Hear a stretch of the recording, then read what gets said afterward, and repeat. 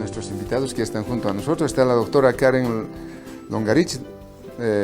Doctora, gracias por estar en el programa. Gracias por la invitación, muy amable. Está también con nosotros el doctor Andrés Guzmán. Andrés, buen día, gracias por estar junto Buen a día, nosotros. Nicolás. Solo una aclaración. En realidad no soy doctor, soy licenciado. Licenciado Andrés Gracias. Guzmán. Sí. Bueno, Andrés, bienvenido. Gracias, Nicolás, un gusto. Hemos presentado ese videíto al empezar. Doctora, ¿qué nos recuerda ese video cuando estábamos frente a un fallo y todos habíamos centrado grandes esperanzas en torno a ese fallo, y después del primer fallo, ¿no?, que acudimos, donde Bolivia tuvo un amplio apoyo en la SIC, 14-1 creo que era, ¿no?, donde decían que la demanda prácticamente era admitida por la Corte Internacional de Justicia. A partir de entonces nos empeñamos en hacer gran propaganda. El gobierno prácticamente tiró la casa por la ventana, ya señalando que la Corte nos iba a señalar que íbamos a dialogar y que ese era un gran objetivo. Pero llegó ese esperado octubre del 2018 y todo se fue al piso. ¿Qué dice, doctora?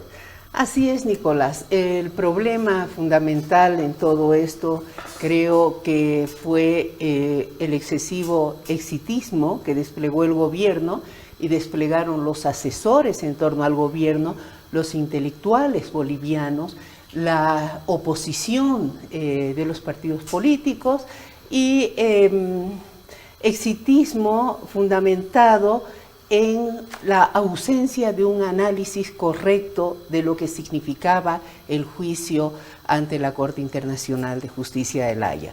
Es evidente que siempre se manejó la posibilidad de que se dictara un fallo en contra de Bolivia, porque en muchas ocasiones los entendidos y los políticos manifestaron esa posibilidad.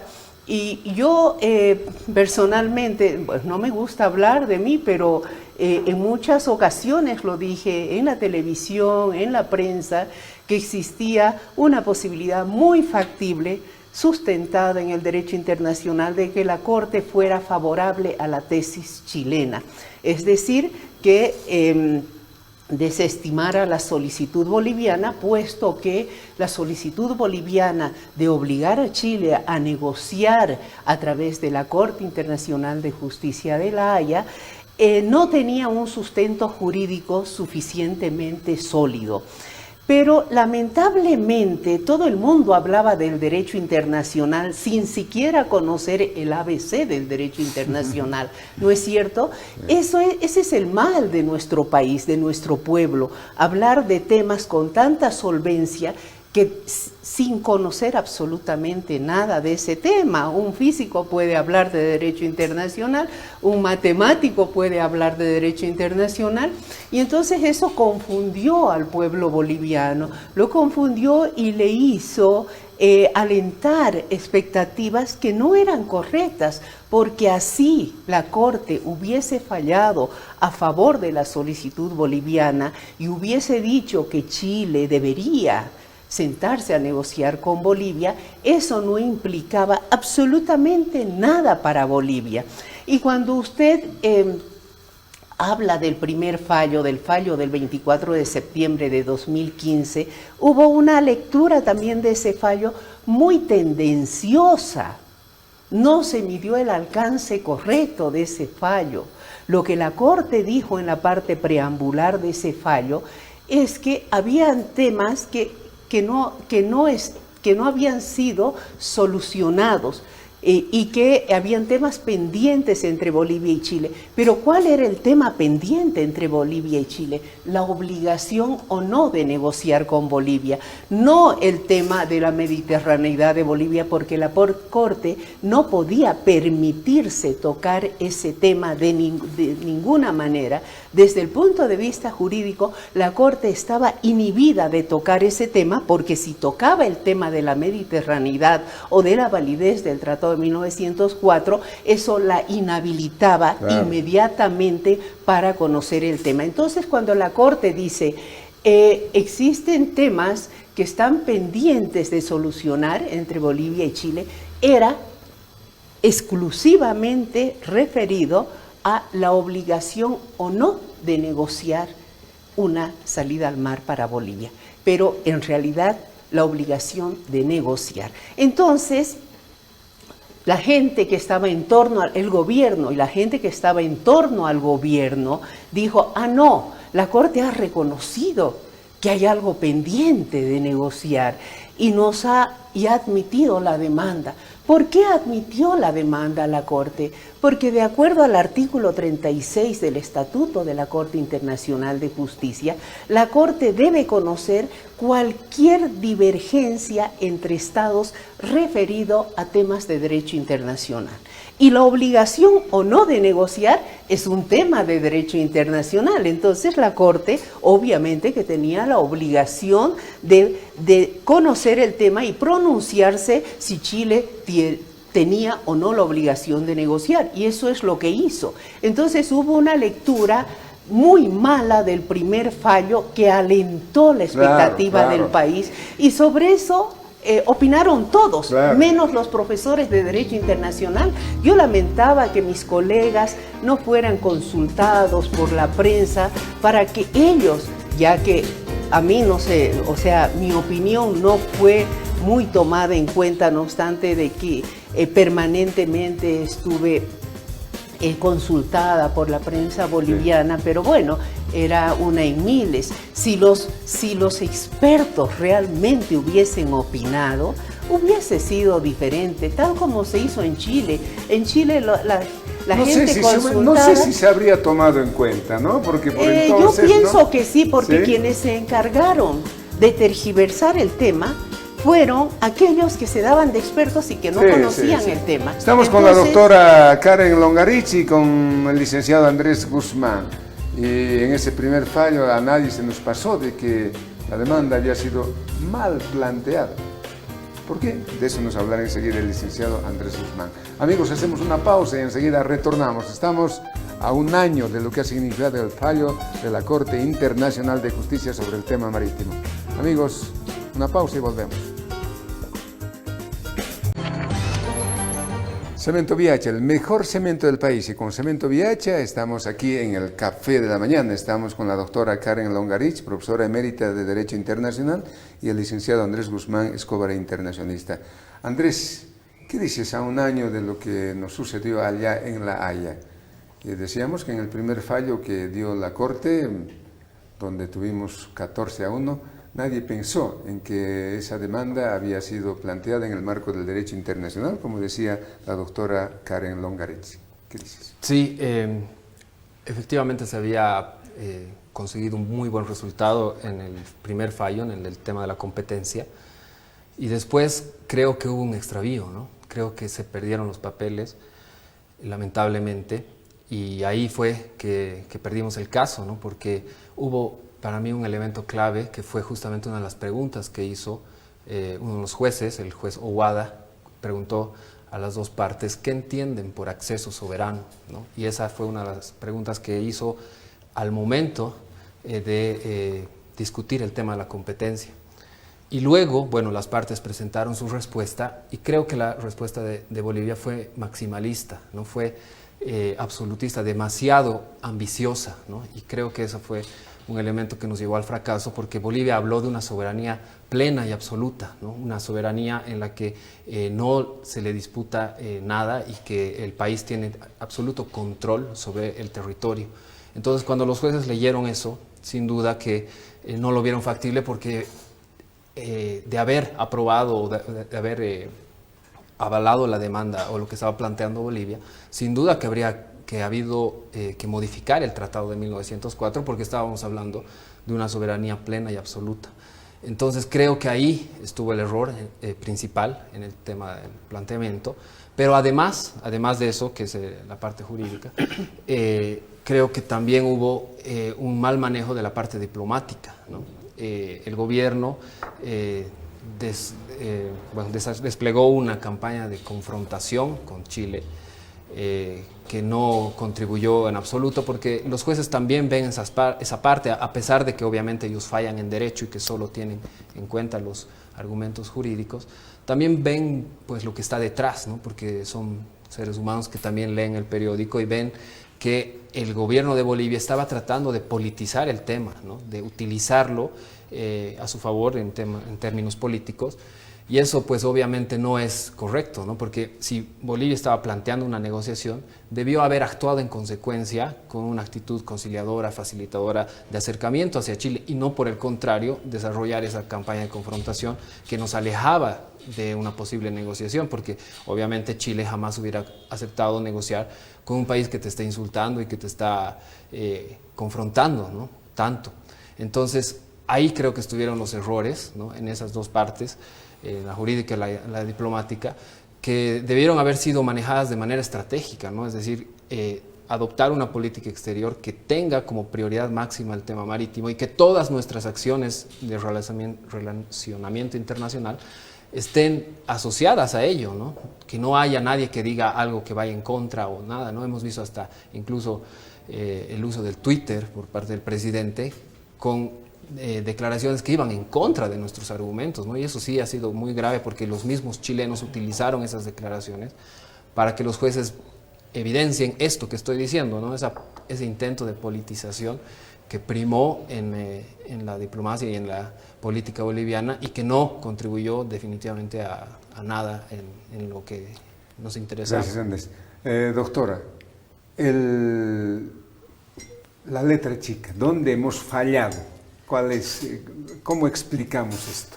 ¿Dónde hemos fallado? Hemos fallado en posiciones como la de Andrés Escobar y Cusicanqui, hemos fallado en posiciones como la del gobierno, como la de muchos asesores del gobierno, como la posición de Diremar, que fue incapaz de orientar al gobierno, siendo que ahí existen excelentes profesionales internacionalistas. Entre ellos el doctor Emerson Calderón. Estoy refiriendo al tema de la redacción. No, ¿dónde fallamos? En creer que la Corte iba a fallar tomando en cuenta aspectos subjetivos, porque la Corte puede fallar en derecho o puede fallar en equidad, pero la Corte ha fallado en derecho porque las partes, Bolivia y Chile, ¿no?, le dieron esa facultad de fallar en derecho, tomando en cuenta estrictamente cuestiones jurídicas, normas jurídicas, la Convención de Viena sobre Derecho de los Tratados, la Carta de las Naciones Unidas, la teoría de los actos unilaterales, fundamentalmente, y la teoría de los tratados. No falló la Corte porque Bolivia entró en una contienda verbal y mediática con Chile. De ninguna manera. La Corte no puede de ninguna manera viciar, contaminar su análisis con aspectos vertidos por la prensa internacional. Si vamos a seguir pensando así, vamos a seguir errados.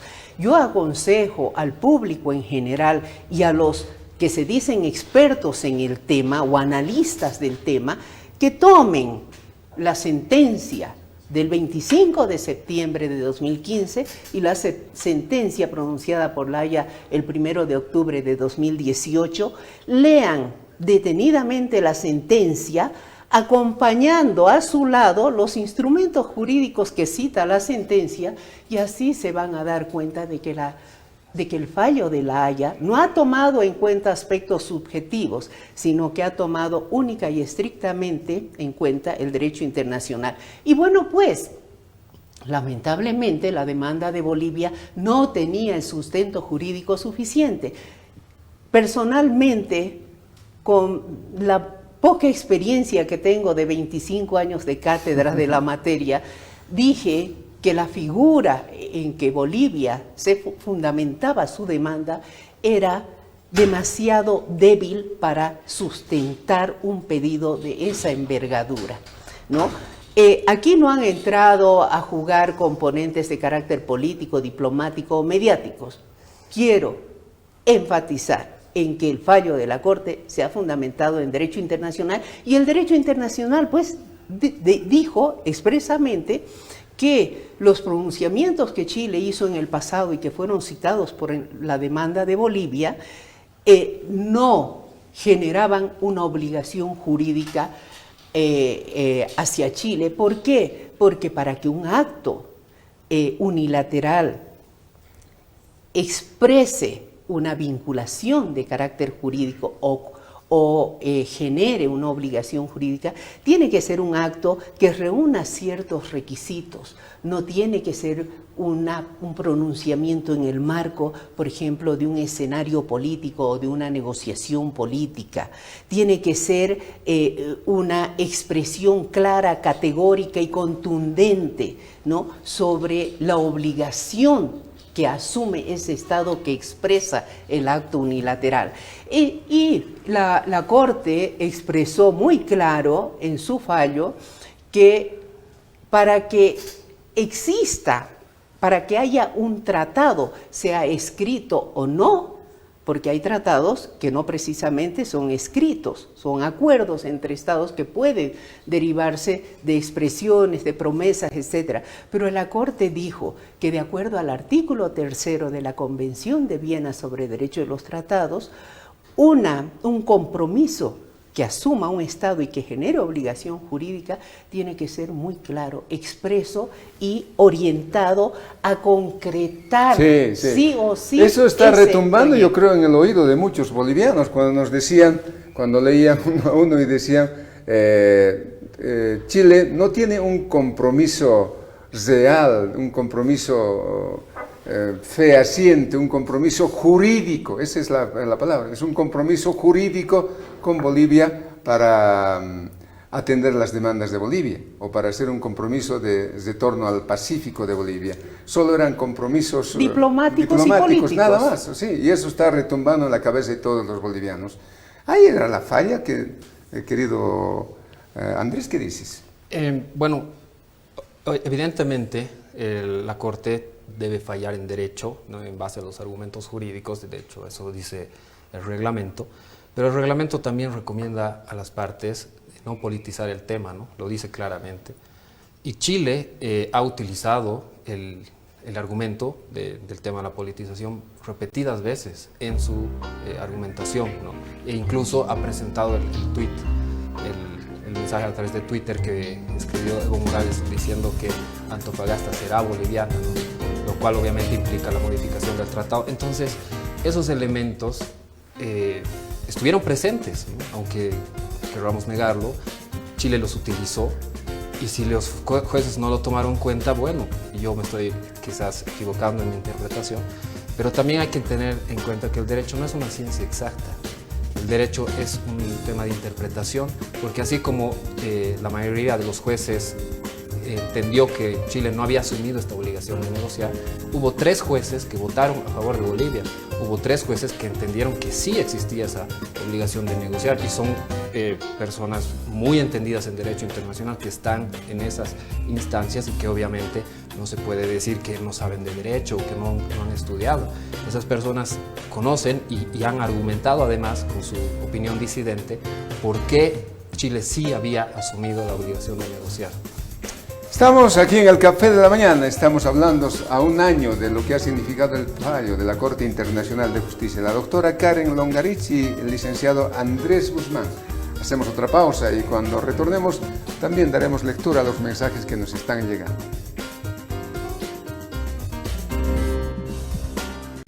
Los mensajes en el Café de la Mañana.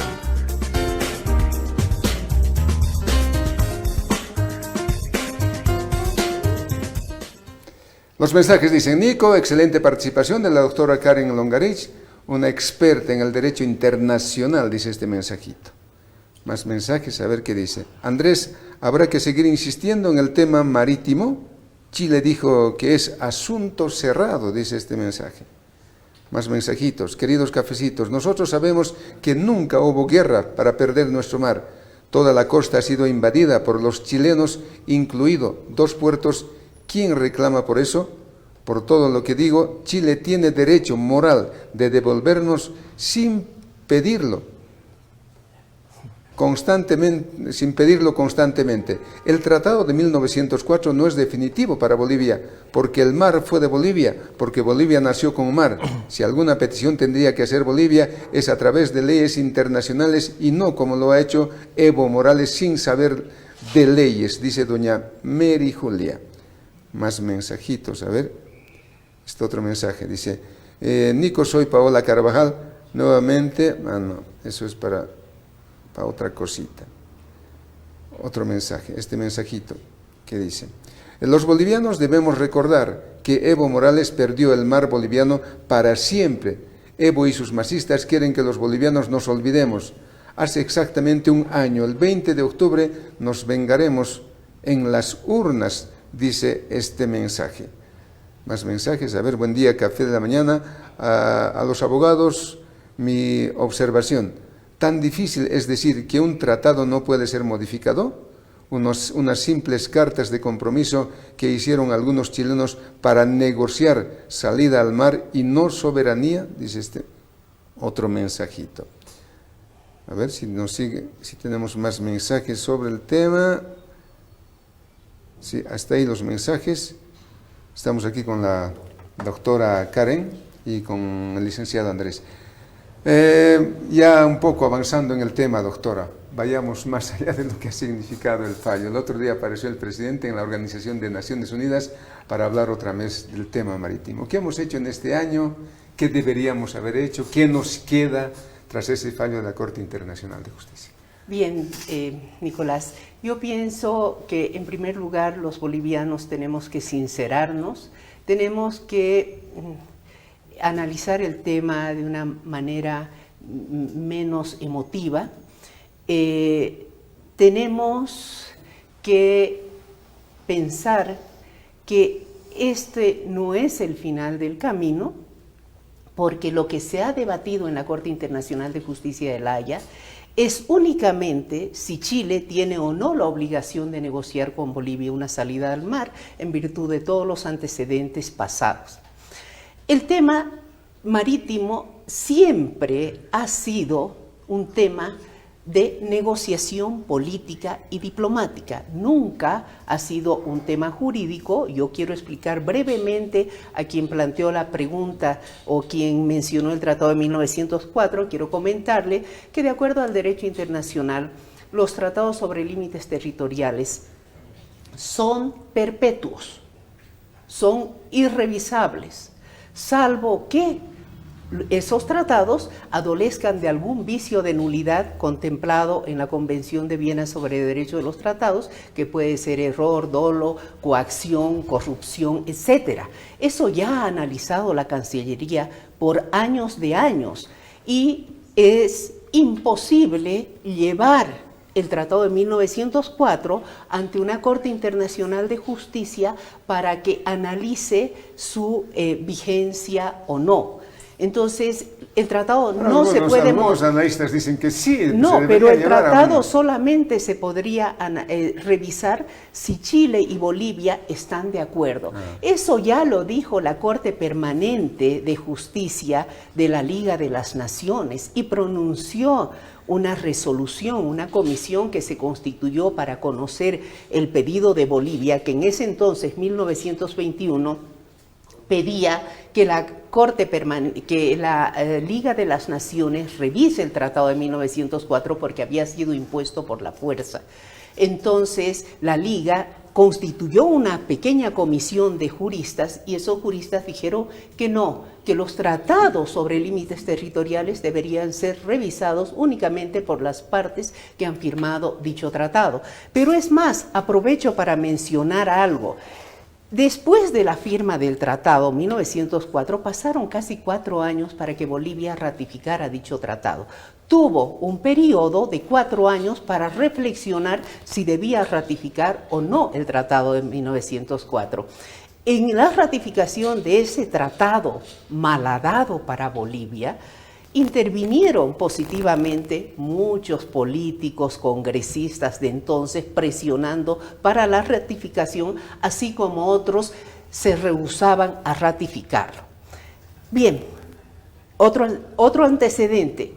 En este proceso judicial, y eso que escuche la audiencia, en este proceso judicial, para que la Corte dicte el fallo del 24 de septiembre de 2015, declarándose competente para conocer este asunto, Bolivia tuvo que presentar en sus alegatos escritos un pronunciamiento ante la Corte indicando que Bolivia no cuestionaba el Tratado de 1904, que Bolivia lo aceptaba y lo cumplía.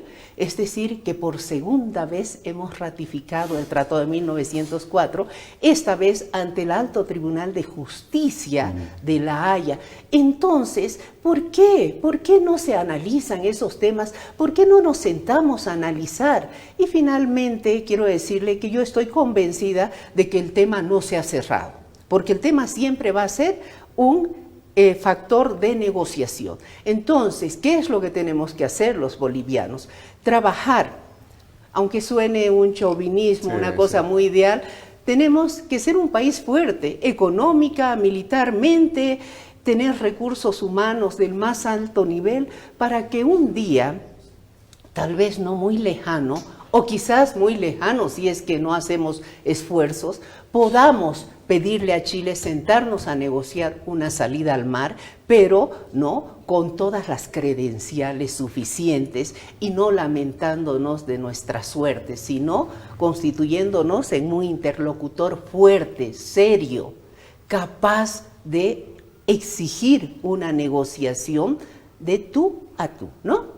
Eso es lo que pienso. ¿Qué deberíamos hacer, qué deberíamos haber hecho ya tras ese fallo, querido Andrés? Sí, bueno, coincido en que efectivamente el camino del tratado o la impugnación del tratado no nos va a llevar a nada, ¿no? Y en eso, bueno, una precisión, ¿no? El tratado fue ratificado en 1905, ¿no? No 4 años después, sino 5 después, menos de un año después. Y de hecho eso fue una de las cosas más sorpresivas porque se ratificó muy rápidamente, ¿no? Y también se habló de que hubo corrupción en el momento. Entonces, bueno, hay muchas cosas que decir sobre lo que ocurrió en ese momento, ¿no? Bolivia estaba en una situación muy complicada. Y bueno, efectivamente, en el proceso hemos validado, hemos ratificado que Bolivia cumple ese tratado, pero no solo lo hemos hecho con el fallo, también lo hicimos en 1920, 1943 y 1967 con pronunciamientos oficiales en los que decía que Bolivia cumple y respeta ese tratado, ¿no? Y además han transcurrido más de 100 años en los que efectivamente, a diferencia de Chile, Bolivia ha cumplido y respetado ese tratado. Entonces, bueno, ahora lo que efectivamente tenemos que plantear o pensar es qué vamos a hacer, ¿no? Y creo que tenemos que comenzar por ahí, por el tratado, pero no para impugnarlo, sino para hacerlo respetar, para que se cumpla verdaderamente, ¿no? Hay varios puntos en el tema de los puertos, principalmente en la aplicación del libre tránsito, que no se cumplen, ¿no? Ahora mismo tenemos un serio conflicto en el puerto de Arica que surge porque se ha privatizado la operación del puerto y la empresa encargada de la concesión no está cumpliendo a cabalidad lo que dicen los acuerdos, ¿no? El ferrocarril Arica-La Paz no funciona, tenemos minas antipersonales en la frontera, ¿no? Lo cual obviamente pone en cuestión también el libre tránsito y muchas otras puntos que no se cumplen a cabalidad de todos los acuerdos, porque el tema con Chile no solo tiene que ver con el tratado mismo, sino también con sus acuerdos complementarios, que son varios, ¿no? En esos acuerdos se establece y se define qué es el libre tránsito, cómo se debe aplicar y sobre todo cómo se debe manejar en el tema de los puertos.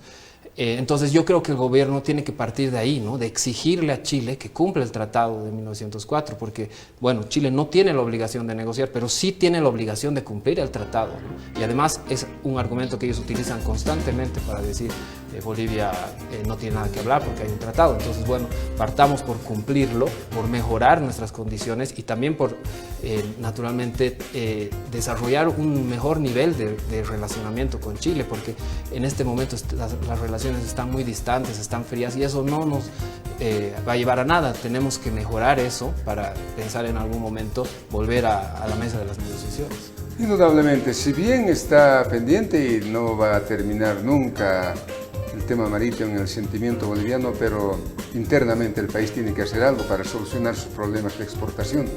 No podemos estar viviendo eternamente visto a los puertos chilenos y sin alternativas.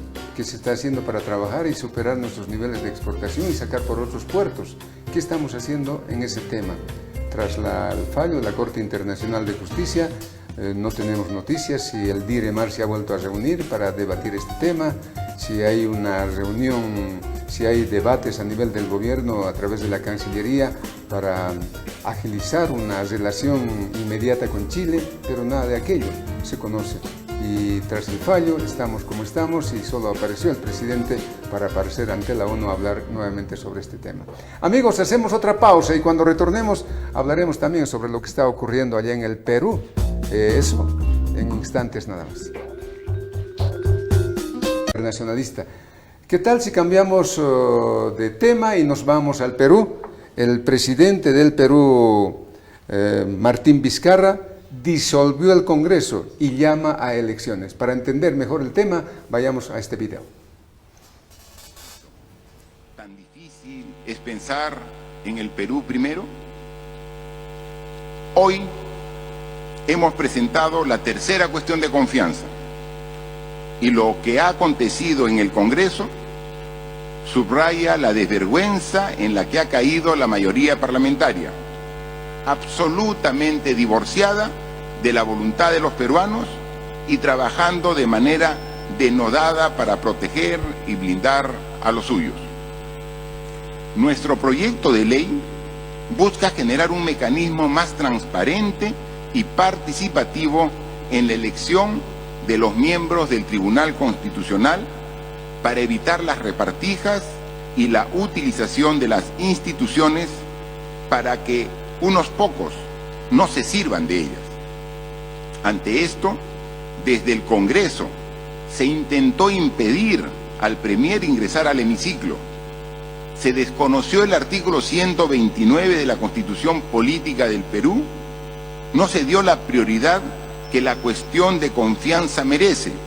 Y luego se aprobó el primer miembro de un tribunal exprés en una dudosa votación, vaciando de contenido la cuestión de confianza planteada. Ante la denegación fáctica de la confianza y en respeto irrestricto de la Constitución Política del Perú, he decidido disolver constitucionalmente el Congreso y llamar a elecciones de congresistas de la República. Este es un acto constitucional previsto en el artículo 134 de la Constitución. Como lo mencionó Martín Vizcarra, disolviendo el Congreso de esa nación, y ha llamado a elecciones para el 16 de junio del próximo año. Amigos, estamos aquí en el Café de la Mañana. Doctora, ¿cómo recoge esta noticia? Bueno, preocupada porque por el momento que vive Perú, de mucha complejidad, muy delicado. De todas maneras, hoy en la mañana escuché que el alto mando militar y la policía le había brindado su respaldo. Y el pueblo, decía. Y el pueblo, sí, en virtud de que la decisión que él ha tomado está fundamentada, respaldada constitucionalmente. Entonces, lo deseable de todo esto es que la solución que se dé a este problema que se ha presentado con la asunción o el juramento de la vicepresidente Arauz como sí, presidente, esta dualidad en el mando político de Perú, se resuelva favorablemente, preservando el Estado de Derecho de Perú y preservando la legalidad peruana, ¿no? Eso es lo único que puedo expresar, es un tema de política interna de Perú, pero siempre como mujer demócrata, esperando que este asunto se resuelva y se encamine preservando el Estado de Derecho, la legalidad, la institucionalidad peruana. Y pues el Congreso, si ha sido disuelto y el pueblo ha apoyado esto, porque es una medida constitucional, tendrán que esperar los congresistas hasta enero, creo, de 2020, sí, para ingresar nuevamente a una etapa electoral donde se defina, como bien dijo Vizcarra, si el pueblo los quiere de vuelta en el Congreso, los va a elegir, y si no los quiere de vuelta, pues los va a rechazar, ¿no es cierto? Lo importante es que esta medida se toma en el marco de los preceptos constitucionales que le otorgan al presidente de la República. ¿Qué dices, Andrés? Sí, bueno, es clara la situación que se ha planteado. Hay un gobierno bicéfalo en este momento y efectivamente, ¿no? La solución tiene que darse por la vía constitucional, como ha sido el proceso que ha adoptado Vizcarra. El Congreso contradice esa determinación y ha cesado, ha declarado en vacancia el puesto del presidente. Por eso asumió la segunda vicepresidente, Arauz, y se ha generado este conflicto. Pero como bueno, bien decía Karen, al parecer esto sí se va a resolver como tiene que ser, ¿no? Porque hay el apoyo popular y naturalmente está el respaldo constitucional, ¿no?